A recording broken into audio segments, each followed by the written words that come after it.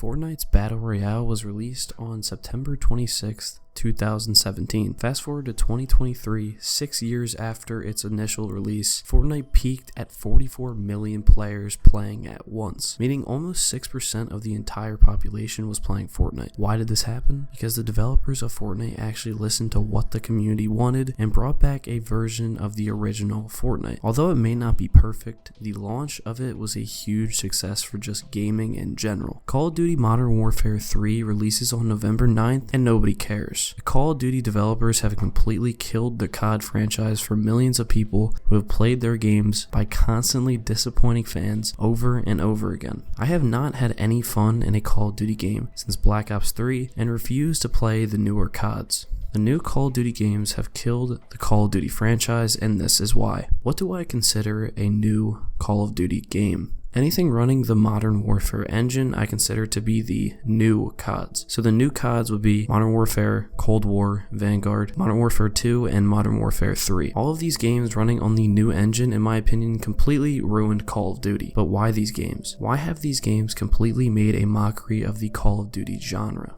There are so many reasons that have completely destroyed Call of Duty that if I talked about all of them, this video would be an hour long. So I'm just going to focus on 3 of them. Number 1, lack of campaign. You cannot completely ignore a story just to release a new game. Old Call of Duty games used to feel unique. You could actually tell that you were playing a new Call of Duty game. The campaign in new CODs are either non-existent or absolute jokes. MW3 2023 was genuinely the worst campaign that they have ever released. It is the laziest excuse of a Call of Duty campaign that I have ever seen. How am I supposed to take a new Call of Duty seriously if you cannot even respect the customer's time and release a finished game with an actual story mode? The old games had creative characters that you could actually get attached to and form a connection with. Now it's anything to just have a story mode. How do we save the most money while putting at least something out there that they can play? Call of Duty so clearly cares about one thing, the money of the customer, and it's even more obvious if you play the campaign of these new CODs. Number 2, skill-based matchmaking. Skill-based matchmaking is messing up your games, and you can try and deny it, that it keeps people on and just get good, but